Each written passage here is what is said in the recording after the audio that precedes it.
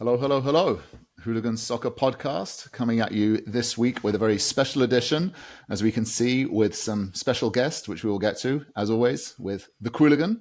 We have myself, Gary Stryker, and with us today we have some new podcast partners from podcast friends, the Soccer Shops.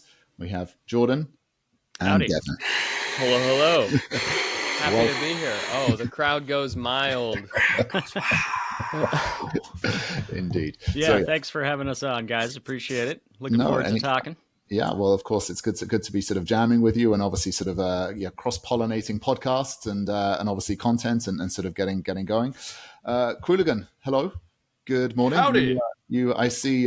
So you've got your All Black shirt on there, sponsored by Ineos, and we've also just recently discovered that Ineos at Manchester United have made some drastic cuts to the canteen budget. By the looks of it, apparently only first-team players get food; the rest get soup and sandwiches. So, is this a dig at Jim Radcliffe and Manchester United, or is it just a wonderful coincidence? I'm sorry, was that directed at me? It was indeed. Yeah, well, I mean, hey, it's Monday. It's early here on the West Coast. I'm still recovering, but Jim Radcliffe, yeah, he's the Doge of he's like the Doge of Manchester United, all right? So, I mean, like, come on. Let's be perfectly blunt. He's just trying to save some money, right? I mean, he just wants to, he's still got to pay Casemiro and all and all the rest of those quality transfers that occurred over the last few. No, I don't. I honestly don't really. I don't get what's happening at Man U. I just don't. We'll get into it as well, and we can do that. And so, Jordan, Devin, so obviously you guys are the Soccer Shops, have the Soccer Shops podcast. Do you guys want to just give a quick sort of intro and overview of sort of you guys and your podcast and sort of what you focus on specifically, and then we can get into our agenda this week? Yeah, we've been doing the podcast for a little over 4 years now. Just a soccer gambling podcast. Typically, we cover the big 5 European leagues, occasionally international stuff, certainly the big tournaments there. But yeah, our bread and butter are the big 5 European leagues. And we do 2 shows a week, giving out official plays for the podcast, being actual 1-unit plays that we do betting wise. And we have a good time doing it. This is our 5th full season. And we've gone 3-1 in terms of profitable seasons, the 4 seasons before that. So hopefully this one ends profitable too. We'll be 4-1. But overall, it's been pretty lucrative, and we like doing it. Anything to add to that, Dev? I would just like to clarify, when we say big 5 European leagues, I don't even know where to watch League One. I don't know where to find it. I don't know how you watch it in the States, so we don't touch on that one a lot. But it's kind of funny, actually, because last season, Eredivisie actually passed League One in the actual coefficients, so they became one of the top 5, and it's actually easier for us here in the States to watch Eredivisie anyway, so we didn't mind that at all. That's true. Thank you, ESPN. Thank you, ESPN Plus, for that. It's great because I get my Ajax fix in, and my what's the other one? Oh, Heerenveen is the other one that I like to watch. So Heerenveen, interesting. Yeah. Well, I do enjoy. I'm all about the Frisians, baby. I do enjoy some Dutch football, especially this season. They've been so good across the international tournament or the continental tournaments that they have been really fun to pay attention to. Knocking out all the Italians. This is true. This is very true. So essentially, we've got a couple of soccer betting degenerates on us with the podcast, and obviously, you guys spout your. This is the first time we're just talking. We're only just talking soccer, okay? Not just talking about bets. We'll see how that goes. We may run out of things to say. Honestly, if I don't have a spread or a total or a money line in front of me, I don't know what to talk about. Well, we'll find out how informed you are as well, and hopefully the anxiety levels go down because you're not worrying about the money line so much as well. So yeah. So to get into the agenda for today, obviously we've got a packed week. We had game week 26 in the Premier League that just happened, so we're going to cover some games there. We had the opening weekend of the MLS weekend. It's so good to have that back as well. There was some spicy shit in there as well, so we'll cover a little bit of the MLS stuff. And then, of course, as we go into game week Premier League, game week 27 as well, we're going to cover in that. We will obviously be back, the Qooligan and I, further on later in the week to do an FA Cup 5th round podcast. Probably do that on Thursday as well. So there's lots of stuff going on there. So without further ado, and obviously because there's 4 of us and probably a little bit less talking time for the Qooligan when I have the analytics, he normally takes up about 70% of the airtime. So what can I say? I'm greedy. I'm greedy, needy, and well, there you go. And dying for attention as well. So there we go. But we'll see which one of you two. And glib. Glib is the other word I was going for. Salty, I'd throw in there as well, depending on what day of the week it is as well. So that's very true. Yeah. So okay. So game week 26, this past game week that just happened as well, the Premier League. I mean, I think there are a number of places we can actually start. I don't actually I think the obvious one we can start is the final game of the weekend was that Liverpool Manchester City result. You think that it's the only one that really kind of mattered in some ways. Whoa. I know. Listen, I don't want to go there, but I will say slow clap for West Ham there. Slow clap for West Ham. Well done. I like it. Yeah, poor Declan Rice. Should have gone to a bigger club. We said we would start, and now all of a sudden we're over at another game as well. So there you understand my quandary there. Yeah. So let's start there. So Liverpool... May I interrupt for 1 second? Because you did bring up Declan Rice, but Declan Rice gave that gift. He gave Bowen. There were so many... He didn't defend. That's true. I mean, I'm telling you, it was like momentarily he just reverted into claret and blue and Nick gave a little separation and Jared just popped right in there. Come on. Okay, so it seems like we're starting at Arsenal West Ham, so why don't we start there? Let's just go there. We got hijacked by the soccer sharps, but that's all right. So was this con is yours? Was this more of a case of, you think this was obviously Liverpool ground out the result comfortably as well, but this was more Arsenal shooting themselves in the foot and throwing any chance that they had of challenging Liverpool to win the league as a way? Would that be, Jordan, as the resident West Ham fan, or the fact that you're wearing some West Ham merch? Let's start with you. What would your take be on that? Yeah, it's a funny one, right? Because in a sense, coming into this game for West Ham, they had not really been great under Graham Potter. We were starting to see some building blocks, some promising signs, but there was certainly no massive new manager bounce, right? I think we only had 1 win since he's taken over. So it's just classic bastard irons to just show up and get really the first meaningful win be against Arsenal at the Emirates and effectively end the title race. So it's just classic, really. But, I don't think it was just kind of like a smash and grab job. I think it was an earned win, that they were organized, they defended well. And it helped, obviously, that Arsenal are pretty toothless in attack at the moment, with mostly down to injuries. But yeah, it's just, that's the kind of, I mean, in recent seasons, Arsenal have this has been the kind of match that they tend to drop points in. It's all right, you win this match, it'll be a 5-point gap, and they blow it, right? We've seen it last couple of seasons. They just can't get over that hump. And, there are excuses for it, like the injuries, but yeah, it's just that next level they can't seem to get to. And it's such a disappointment for them, I'm sure, because finally Man City are off it, right? And they're okay, now this is the time. We ran them close the last 2 seasons. Now they're shit. Oh, no, Liverpool is good, and they're going to win it at a canter. So, yeah. Okay. Classic Arsenal, classic West Ham in that match. Devin, do you think Arsenal will ever win a Premier League title in this decade, this remaining 5 years of this decade, or is it they're constantly going to be the sort of Mikel Arteta sort of almost team? It's a really good question, and that I was actually thinking exactly about, because you feel like they've come so close the past several years, that eventually they'll have the tools, they'll have the knowledge to really just get it over the line. But also the windows are small, and you worry that maybe this window could be closing faster than we think. Everybody's talked about how they had to sign more depth in the front line. They're not frightening to score goals in almost any way. West Ham was set up perfectly here. Graham Potter knows what he's doing. It's good to see that a coach come in and go, okay, well, here's how we can defend. We just have to defend in a low block, and these guys, they're going to all be on the wings. They can't get anything through the middle. They're not going to score. And then they get the 1-0 and get out of there. Wow. So Arsenal, unless they bring in like an Ishak or Osimhen or, some of these guys who may be available in the summer, I think they're going to have a hard time. And look, everybody's saying this isn't a new take, but yeah, without more depth in that front line, I mean, you saw it in the City game, right? They're missing Erling Haaland, and all of a sudden they look vulnerable. That's a different thing. I'm sure we'll get to them. But yeah, will they win it? I think they should, and if they don't, it'll be a huge, huge disappointment.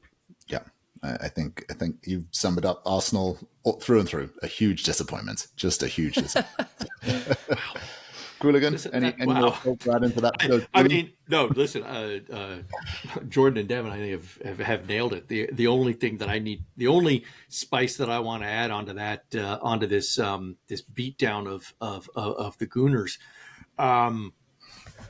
is.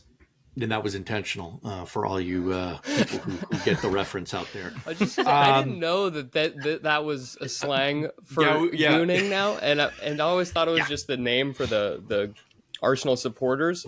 And now it's highly confused. We'll just say that. Yes, let's just say double entendres are real, right. And look it up, everybody. I won't sully this podcast with this, but you can look it up on your own.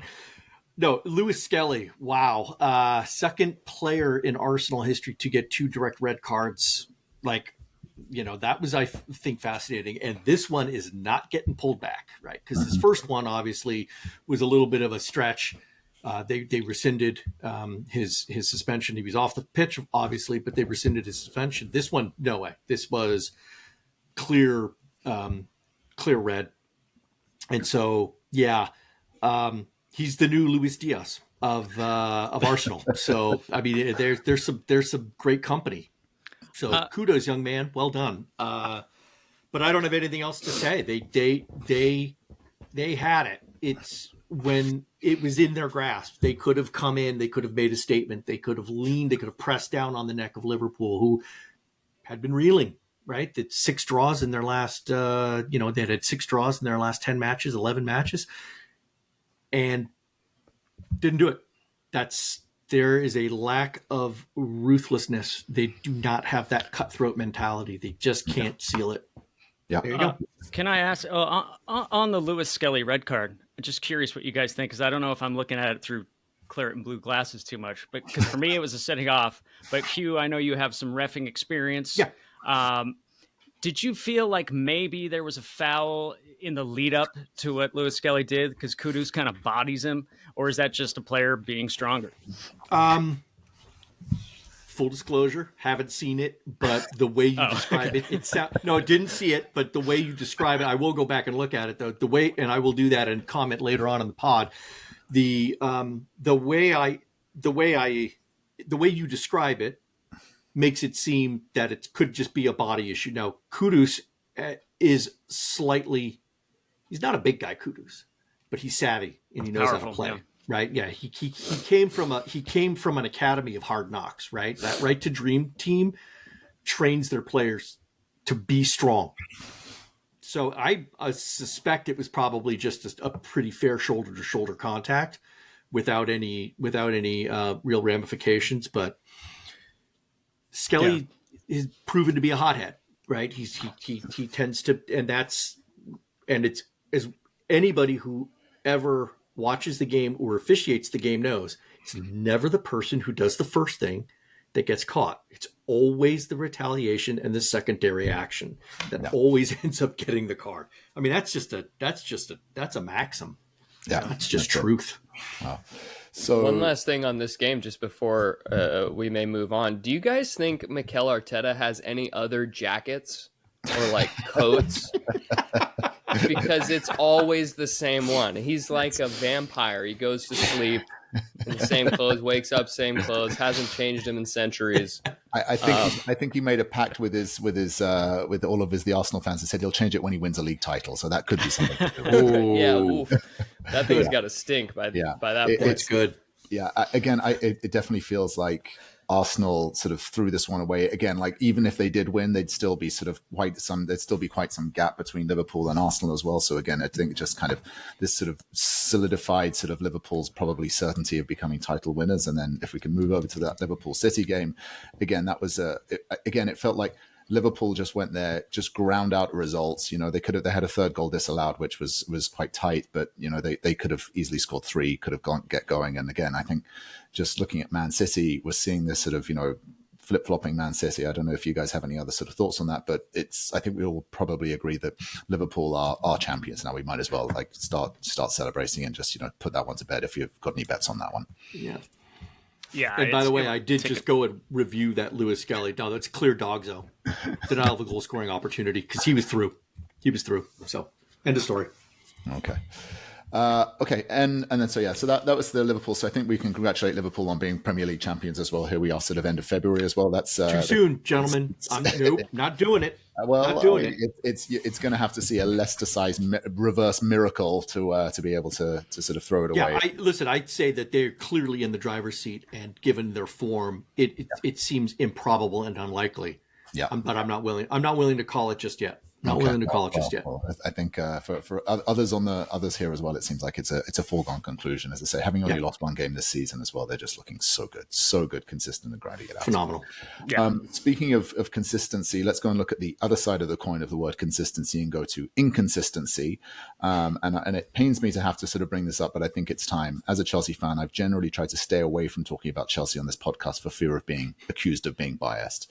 But my God, this was just an abomination. Just seeing Rashford and Asensio, these two new lone players, arrive at Villa and just basically turn Chelsea over. It's disheartening. It's disheartening. So guys, I will stand here, open up my arms, and let you pile in, and let's go to town and shit talk Chelsea, because what the fuck is going on there? Well, one thing for me, at the beginning of this season, they had so much chaos, right, at Chelsea. It was like, they have 2,000 players on the team. How do we get them all in there? Sacked the coach sort of unceremoniously. Typical Chelsea fare. And I remember talking in this sort of preseason, like, I think this team's going to struggle. There's too much going on. It's almost... There's like a healthy competition level of how many people you want competing for places. And it just seems like they're just bloated squad. And then they started off and they were flying. And it was like, oh, well, I guess I was way wrong about that. I'll let that go. And I wonder now if we're starting, that was almost like a new manager, new season bounce. And we're starting to see the real Chelsea come up, that they are very young. They're not very experienced. I don't know if they're ready to have the week in, week out sort of competition level. And then it's a great microcosm. You come up against Aston Villa, who are just such a smart club. They just seem really well run. I love the business that they've done in the past 2 windows. And then you see it come to fruition with this match where, Villa come back and win after being down. It is at Villa Park, tough place to go, but I almost think it says more about Villa than Chelsea, maybe. What do you guys think?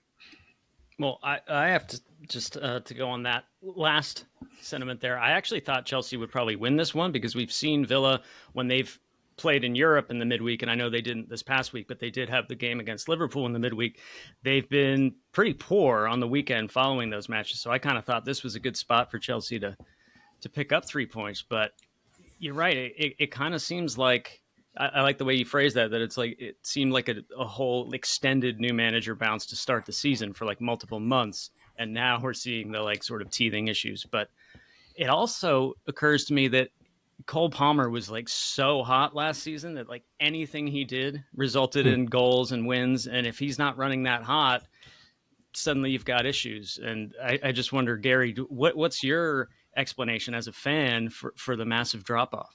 I think, look, form is obviously sort of a big part of it, and they've just obviously gone through a really bad run of form. I think you're right. Cole Palmer just looked, again, like you could see Cole Palmer is pure class and quality. He's just having a bad run. There was some great opportunities for him, which he just missed, and they didn't work for him.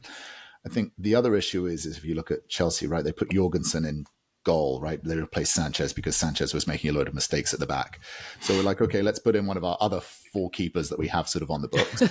and then he made a mistake as well, right? So there's just this real insecurity sort of at the back, and the goalkeepers, they keep keeping sort of, there's this narrative that there's not sort of a mature leader or sort of someone with experience in there, a Thiago Silva to sort of, just steady the ship in a way.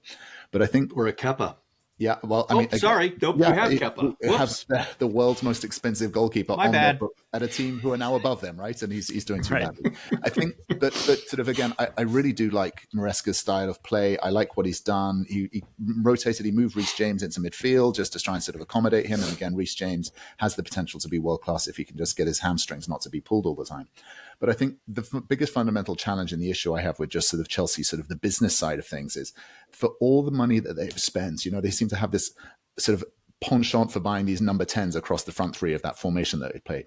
But they've just seemed to be lacking as a striker. I think it's obvious they need a real striker aside from Nicholas Jackson to support him, because Nkunku's not going to do it, and a goalkeeper, right? And so to spend all of that money and neglect sort of really investing heavily, and as you say, going in and getting an Osimhen or going and get a Goikies or any one of these available strikers that are sort of gettable. I'm surprised they didn't go in for Rashford, to be honest, and go and get him on loan when Villa picked him up and could have had a striker there. So yeah, it's just now it's kind of a case of, look, there's 12 games left in the season as well. Like, can they just turn it around, pick up a bit of a run together and try and get into that top 4 in Champions League? Because here's the real problem.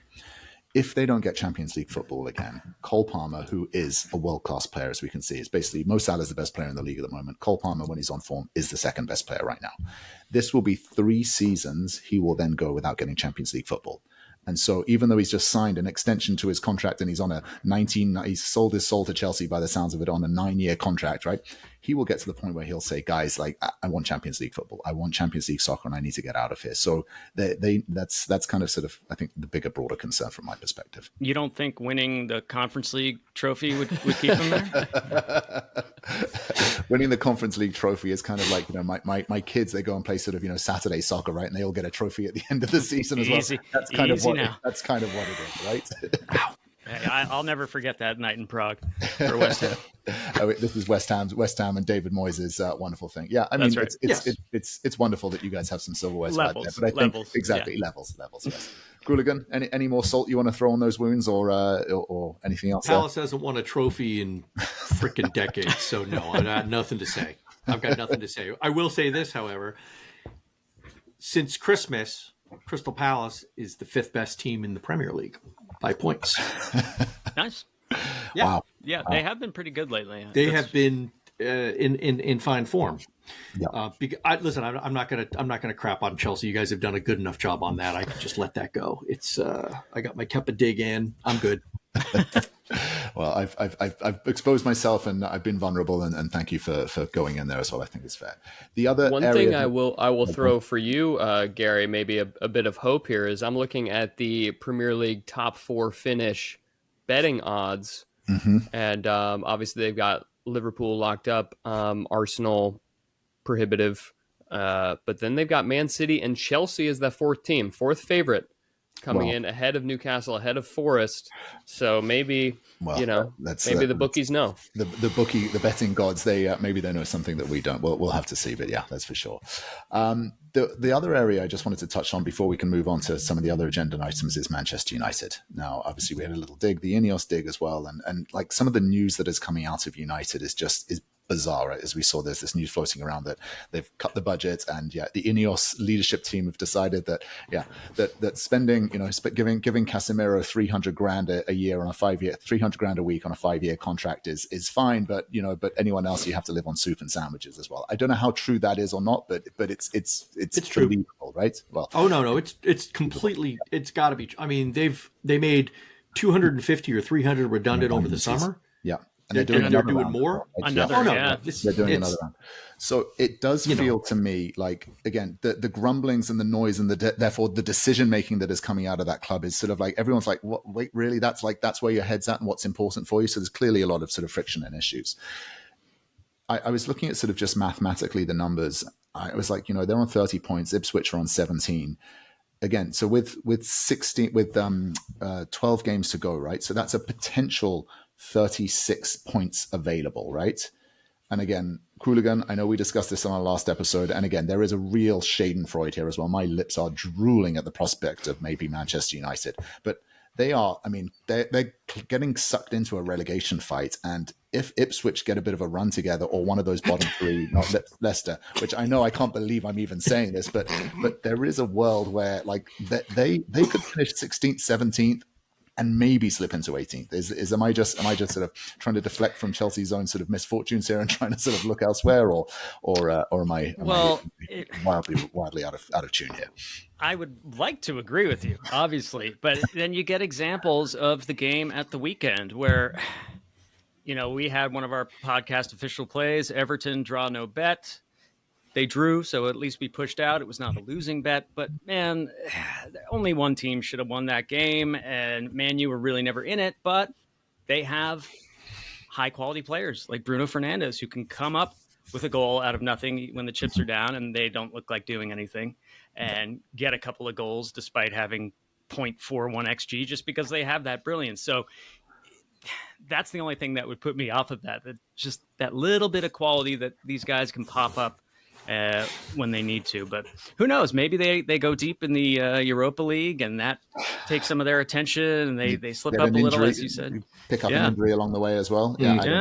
Qooligan, I think Man U they got away with that one because of the 12th man. I really think that was a pen and the referee didn't give it. And you know what? Sometimes that happens, but I mean, really, I think that was pretty much. They were lucky. They were lucky. Yeah, they were lucky. Yeah. They were lucky. Yeah. You know, and they were again just absent in the first half, just not there, right? And Everton were sparkling. They you know, I hate to say that about Everton because really not a huge Everton fan, but hey, kudos. Yeah. Get Moyes. Yeah. What a brilliant move. What a great move. Yeah, he's done well. Maybe there. their owners are doing something right after all. After all these years. Any closing thoughts on the Manchester United situation? Yeah. I mean, a lot of players, again, it seems to be like the club where players go to die, isn't there, right? They've got Jadon Sancho on their books who they've loaned out. They've got Rashford who's sort of loaned out as well. They have, you know, there are some of these players that they just, you know, they've signed Mason Mount, so he's just gone absent and injured and all those kind of things. I don't know any. Yeah, you wonder if the injuries like Mason Mount is unfortunate. I never really rated him anyway, to be honest. But you look at the team, and I guess the rot is so deep within the organization as itself that all of the players that leave look incredible and almost immediately. Yeah. Antony is scoring bangers for Real Betis. Rashford is putting up some of the highest expected goal numbers for this Aston Villa team, and he's barely played. Who else do they loan out? Scott McTominay's in the middle of a title race with Serie A, arguably one of the best players they brought in. Why does this happen? Who can explain this? Jadon Sancho is another example. He's kind of come off boil a little bit, but he was, you know, he's still Champions League very final solid as that yeah. toolsy player on the outside to just sort of dribble guys. And it makes you think, okay, well, it's not the coach. They've tried that. It must be the club. Maybe the whatever pact with the devil they made in the 90s to be the biggest club has now come due, and now their soul is being taken away. I saw a hilarious headline of an article. It was like devastating news for Manchester United. Casemiro wants to stay. And I was like, what? It's devastating news when a player wants to stay at your club. That's I don't think I've ever seen that one before. So they're in a bad way, and it's really hard to see the light at the end of the tunnel, because now when they go into the transfer market in the summer, everybody's going to know, let's just rake these guys over the coals and gouge them on prices. It's going to be tough. But it seems like I called it I made a reference to Diary of a Wimpy Kid. Manchester United, all their players have the cheese touch. Nobody wants them. Like, nope, stay away. Well, it seems like they don't improve players at Manchester United, right? Like Anthony, like Garnacho. It's like you have all this talent and potential in these players that come in, but they just don't get better at all. Like who really has improved at Man U? And then you have all these examples of guys leaving and improving. And I think that could change under Amorim. I really like Ruben Amorim, like especially his interviews and just his honesty. Really like the character. And I'm kind of hoping that he's not in over his head, like that he's actually like, okay, just got to get through this season. It's a big, long, extended preseason. Maybe we make a Europa League run, whatever.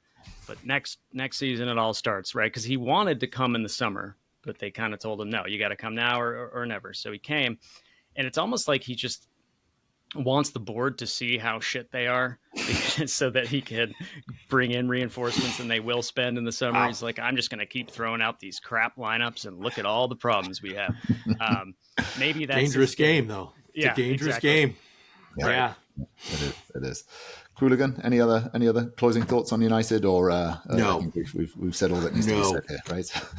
Waste no more breath on them. Well, let's close the chapter on that game week. And just while we're talking about things past, obviously MLS. Just so if we can move gears, and obviously the MLS opening weekend and opening weekend of fixtures of the season. I think there's only one place to start here, Qooligan. I mean, we were drooling over this fixture, as well as we've discussed many times here, is how much we love the underdog. And let's just go with San Jose Earthquakes versus Real Salt Lake, baby. I mean, come on. If there was ever an underdog story that would warm the cockles of your heart, it is the trashiest franchise in the MLS, literally the worst team to be put on the pitch for the last 4 years, coming out and scoring 4 at home. Well, blanking Real Salt Lake. Well, this is come on. They did. There was a lot of goals. We saw that statistic. I think I shared with everyone beforehand as well. Right, is the opening weekend goals scored in the MLS. This was the most ever. So as well. So it seems again 46 and 15 matches. That's three. That's 3 goals per game. It's phenomenal. That's great. It's. But I also know, Gary, that you were really talking about San Diego versus LA Galaxy. I mean, right? So while I hijacked your thunder, that was undoubtedly the most gobsmacking, eye-opening thing that you can see. I mean, LA Galaxy were so ruthless last season, so effective, especially in the postseason, putting up 19 goals in the postseason. I mean, it's just amazing. And then a cobbled together patchwork group of Right to Dream Academy kids, right? Just 5 Right to Dream players on the San Diego team. Big surprise. Right to Dream owns San Diego, right? Or at least the owners of Right to Dream also own San Diego. So lots of players coming in. Not, I don't want to say he's over the hill because Chucky's still only 31, but you've got a striker who, is a little past his prime. And then apparently you've got some Danish winger named Dryden, and he comes out and wham, he is the hottest thing right now in the MLS. So great. Good work. It was magical to see. It really was absolutely magical to see. So a team that didn't have any inaugural game against, obviously, the pedigree and the might of LA Galaxy, as you say, who won sort of in the postseason, all the star-studded sort of superstars they've had going through that club, from Beckham to Zlatan to Chicharito and all of those guys. It was just, this is why we watch sport and why we like it, because you just never know. You just never know. Devin, Jordan, you guys are obviously, it sounds like, obviously, as you mentioned, more sort of European 5 big leagues as well, whether League One is in or out of that league. Obviously, that's still questionable. But any sort of, did you catch any of the MLS games or see any of the highlights, or sort of catch up any of this following? In that game in particular, you say you just never know. Shout out to our guy, Gaffa, at Touches in the Box on Twitter, who gave out a bet on San Diego to cover the handicap. So fair play to him. I made a little money on it, so that was nice. Good shout by him. Throwdown. What odds did you get there, just out of curiosity? It was, they were getting a goal and a quarter on the Asian handicap, so it was like minus 110 or something. So it wasn't for them to win the game. He didn't go that far, but just to cover. And they did, that Dreyer guy, he came from Midtjylland, right? Or he had played there at some point? He's either Midtjylland or Nordskaland. I'm not sure which one. Okay, I have to look it up. He'd been on the radar a little bit, but I was watching the highlights package, and he looks a real player. Big Lozano fan, so nice to see some ex-PSV recently. He's been all kinds of clubs, Napoli, of course, too. But, and pretty interesting stuff. I did see that there's some talk that San Diego FC is looking to bring in De Bruyne in the summer. That has been the rumor for weeks and weeks and weeks. Do you think it's likely? Yes, I think that it could be. It would, for an ownership stake, right? They would have to do some creative financing, but they've got plenty of GAM left. They've got room, and they've got a DP slot. So, right, they've only filled one DP slot. Two actually. Excuse me. So they can do it. It should be pretty nice for De Bruyne. I mean, who doesn't want to go from Manchester to San Diego? Right. That's going to be quite an upgrade. And I was thinking, did the LA Galaxy players, were they sort of like crestfallen just coming out playing against San Diego, one of the jewels of this country, one of the most slept on places in California, and realize that they're allegedly Los Angeles Galaxy, but I think we all know it's the Carson Galaxy. Yep. If you've ever been to that stadium, it is far away. There's a lot of that. There's a lot of that going on as well. Just the same as Miami playing Fort Lauderdale, actually, as well, and sort of all this kind of stuff. So this always happens as well. Yeah. Speaking of Miami, obviously, I had that game on and watched it as well. Miami obviously sort of kept scratching out a draw in the 100th minute. Messi with a nice through ball. I don't know if you guys saw this afterwards. He went up to one of the referees and he put his hand around the back of his neck as well. And again, I think it was interesting to see the mighty Messi getting into sort of these scuffles with sort of MLS officials as well. It was an interesting sort of like a giant against sort of David against Goliath almost in a way. Obviously Messi being Goliath, and not that he won, but it was just interesting to see how sort of the bickering and the fighting that is going on there as well. As a referee, you have to be very careful around Messi, because I don't know if you heard, there was a referee actually asked Messi for an autograph and received a 6-month ban. Yeah, by CONCACAF. Yeah, so he's a universe unto himself almost in a way, right? Yes, he is a special thing. Let's just leave it at that. Yeah, of course. Yeah. It's an interesting one because I watched that clip where it's the end of the game and he's kind of talking to the ref and he gives him the thing, and then he's talking to the coaches and he seems like he's kind of screaming at them too. Do you guys think it's more Messi? I feel like a lot of people, the haters, will frame this as he's spoiled. It's not going his way, so he thinks he can do whatever he wants. But I actually would lean the other way and say, like, I think it's great that he's showing passion. Like, this guy really cares, even though people think this is some sort of retirement farewell tour for him. But he seems to really be involved. What's your guys' take on that? Yeah, I would agree. He still has love for the game, right? I don't think that love is manifesting itself particularly positively in that circumstance, but sure, and players are human. They react to things and they'll do stuff. But if there is anything, remember, referees are mic'd, so if something was said that was inappropriate, they'll know. Will they do anything? Maybe not, but they might have some quiet conversations with them and be like, you gotta just. Keep keep your distance and maybe not put your hands on the back of the referee's neck. I did see a meme on Twitter about, it was like, oh, here we go again. How much stoppage time until Inter Miami score? Right. Yeah.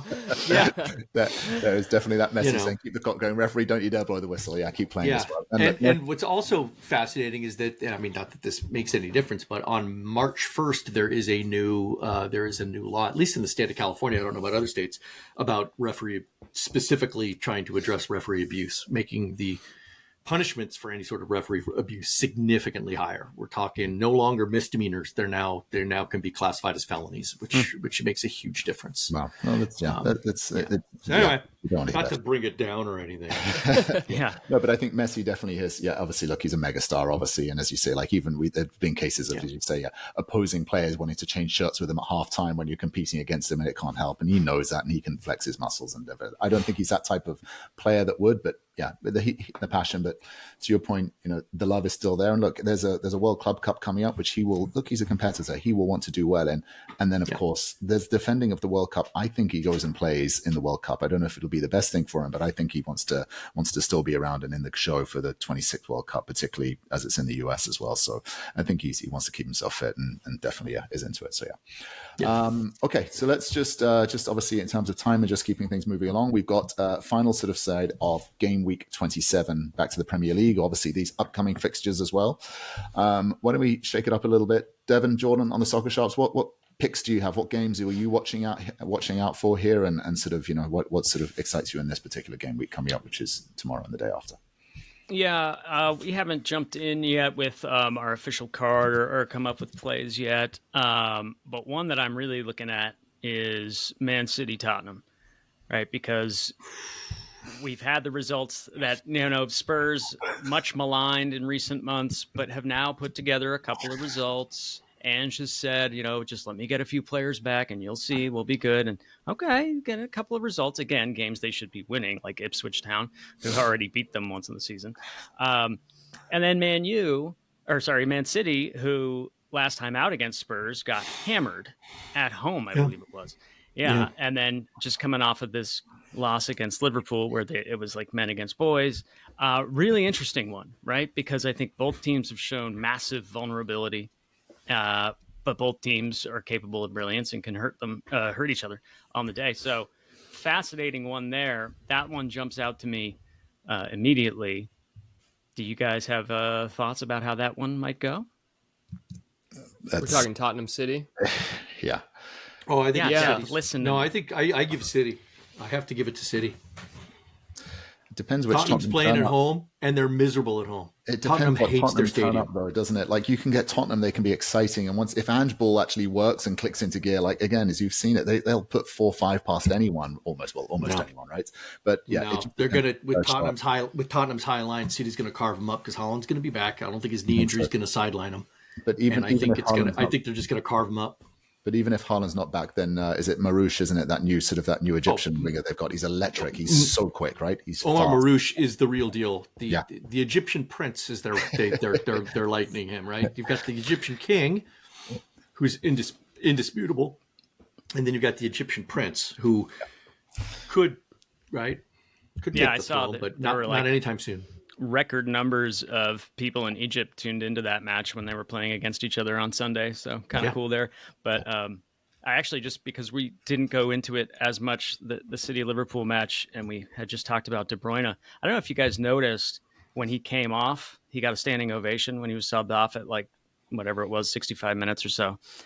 And he was terrible in the game, right? So it was kind of like, I was wondering, like, what's the messaging here? Is this the City fans acknowledging like, all right, he's done. Thank you for everything you've done. Is that what that standing ovation was about? Because it wasn't anything about what he'd done in the game. Yeah, I just thought that was a really interesting nugget there. I think they know he's going to the beach. Yeah. Whether that's the West Coast or the Saudi beach, it's yet to be determined. We obviously suspect. No, he's going to Del Mar. He's not going to Saudi. We'll see there. I think in terms of Tottenham City, you guys are talking a lot about how City are going to score goals. I don't think anyone would put you off betting on goals in this game, probably from both ends. I mean, the other side of this is Tottenham, I think, play a lot better when they have a semblance of form, when they have some confidence. Brennan Johnson bagging a couple goals on the weekend, that's going to help them. And let's not forget, in their head-to-heads, they've beaten City in their past two matchups across it was the Carabao Cup and then the last time in the Premier League in the reverse of this, and that was a 4-0. Yeah. So I think Tottenham, could get on the score sheet here. I don't know what is up with City. It just seems like it's fallen off so fast. This whole year, it just seems like they completely collapsed in such a spectacular way. I guess it's the product of competing on so many fronts for so many years that all these players just sort of got leggy. You look at their midfield and it's like do any of those guys get into the top 4 clubs right now in the midfield in the starting position? Yeah, there's a lot of insecurity definitely with City, and as you say, there's a psychological element to it as well. And once they go one down, it's really hard for them to sort of turn it around, right? They've just lost all that belief and that confidence in themselves. So if Haaland's out, it's like they don't have that focal point up top, and it's like, well, who's going to really put the goals in? Phil Foden has been non-existent this season. I love Marmoush, agreed. I like to see more Doku, Savinho, but those guys feel like more setup men than goal scorers. Yeah, that's fair. Yeah, Qooligan, any other games as well? Picks for you? There's 2 that catch my eye because they have significant impact on standings, and that's Liverpool hosting Newcastle and Forest hosting Arsenal. So right there, you've got 4 of your top 5 all playing each other. And so obviously Liverpool has the big gap, but you could see scenarios where if they falter against Newcastle and then Arsenal suddenly can beat Forest, who are experiencing an uncharacteristic dip in their form, you could suddenly see those tables change, and all of a sudden the conversation becomes a very different one. On the other hand, if Liverpool dominate Newcastle, or they just eke a win as they've been able to do against so many other teams, that's I think that those 2 matches right there have such significant impact upon the title race. It makes must-see TV, and they're all playing around the same time. So they're all going to be. It's all going to be played out in real time on Wednesday. Yeah, it's true. One thing on the Liverpool Newcastle that's kind of interesting is this is a preview match of the Carabao Cup final, which is taking place in a few weeks. So true. I wonder if there's a little gamesmanship here. Maybe they don't want to show too much. Some rotation, perhaps, from Liverpool's side. Yeah, that is a good call, Devin, as well. The one thing that makes me excited about this game as well is historically, I remember sort of like in the 2000s and late 90s as well, these games, Newcastle-Liverpool at Anfield, were always 4-3 thrillers. There was a couple of seasons in a row, I think, where it was a real sort of like, they went toe-to-toe and they were just swinging at each other, and we finished 4-3 with sort of last-minute winners as well. And then, again, with Newcastle's form, I mean, that game against Forest, obviously, and, coming 4-3. Brilliant. Newcastle have got a lot of goals in them. Isak is again, if Newcastle don't get top 4, I think he probably goes. There's rumors going around that Liverpool actually are going to sort of, Arne Slot's actually put together a big plan to the Liverpool leadership team and said, like, I want to restructure the team. And Isak apparently is his number 1 target. The rumors now, obviously this is rumors, so we'll see what happens there. I do think that, I think there's going to be goals, a lot of goals. And I have a funny feeling like another sort of 3-2, 4-3, 4-4 thriller will be there. And Qooligan, you're exactly right. That Forest Arsenal game is actually a really interesting one. I suspect you're probably going to get a score draw, like, 1-1 or something like that. But that will be interesting. And then just looking at it, the other one as well, again, just sort of, trying to sort of not be too biased here, but I'm looking at that Chelsea-Southampton game. Now, dude, you're only doing that because it's a softball. Here's my prediction, right? And you'd expect it to be a layup where they just be like, that's an easy one. Again, just the way Chelsea have been playing right now as well, this is the kind of thing where I can see Chelsea going 1-0 up and then all of a sudden Southampton scoring like the 89th minute with some soft header from a cheap corner or something like that. I would love that just to watch you squirm. That's not happening. The Southampton is that bad. They're not going to do anything here. Even I, who will always bet against Chelsea, cannot in all good conscience make that call. I can't. Yeah. This is a pick your score for Chelsea. If they don't get 4 to 6 goals in this game, it's a failure. Yeah. Gary's like, just wait and see. I wish I had your confidence, Devin. I really do wish I had your confidence. Yeah. I mean, similarly, Jordan, the West Ham Leicester game you've got to be feeling good about that. You got to build on. You can't just end the title race and then suddenly drop points to Leicester following that. That's right. Got to build on that there. I mean, it's as a West Ham fan at this point in the season, it feels like what we talked about with some other clubs. This is just a long preseason for Graham Potter. Not going to go down, not going to finish in the European places. So just kind of enjoy the football, see what you've got, see what Potter wants to keep and what he needs to bring in, and try to have fun with it, pick up as many points as possible. I just wanted to comment on the 2 games that you had pointed out with the top 4 and title race implications. All of those teams, apart from Liverpool, are so inconsistent, right? You never know which Newcastle or Forest are going to turn up lately. They will get battered one week, then they'll batter a team. I think Forest lost 5-0 to Bournemouth and then won 7-0 the following week against, can't remember who that was against. But yeah, back-to-back results with 12-goal variance in there. And Newcastle as well, right? They got torched by City, of all teams. Also got smashed at home by Bournemouth. But then they have games where they're putting 4 past teams. So really could go any direction in those games. So should be entertaining. It's definitely Forest Arsenal feels like, I'm trying to look at some of the lines right here because I'm like, there's not going to be any goals in this thing. This is going to be terrorist ball from Arteta. Just like, let's start 10 center backs. It'd be great. We'll find the goals somewhere. Don't lose, guys. Just don't lose. Yeah. 10 center backs and hope for a corner. All right. Yeah, exactly. Yeah, bring them all up. So yeah, I'd be looking at maybe an goal total under here. Also, the both teams to score no market is kind of interesting to me there. But yeah, that's one I'm not going to have on TV. We'll put it that way. Okay. Yeah. And then just to wrap this up as well, I think as just to sort of bring back to my my Schadenfreude point as well, there is a relegation 6-point scrap here of Manchester United against Ipswich. Now, there is, if Ipswich win this and get a bit of run going as well, as I say, I'm predicting it. I think United are going to get sucked in here and get sucked down into this dogfight as well. So I'm also watching that one. I have a feeling that Ipswich, again. Well, it's going to all depend on what happens in Wolverhampton, Fulham, right? Because the Wolves managed to squeeze out a win under difficult circumstances last week. If they can, they're at home. If they can get a win against Fulham, all of a sudden that reality becomes a lot closer, Gary, right? But Ipswich have to win. This is, I've been saying it all goddamn season that Ipswich just need to do something. The only good news is that they're not at home. Yeah. Which they have an abysmal record at home. So they're on the road. They could do it. It could happen. They could. And if it does, then Gary, I'll raise a pint. I'll raise a pint to you. Yeah, it's getting closer. It's getting closer. I'll do it. Well, okay. Well, wonderful. Well, on those wonderful picks, Devin, Jordan, thank you very much for coming in and joining us. Do you want to just share as well, just sort of how people can sort of, contact you, get in touch with you, follow your picks? I know you've got a sort of bunch of ways there. Do you want to just give yourself a little shout about how you can be found on the internet? Yeah, you can find us on all the socials, just at the Soccer Sharps, and just search us in whatever podcast platform you're listening to this one on right now. The Soccer Sharps will come up for you. Yeah. Anything I'm missing there, Dev?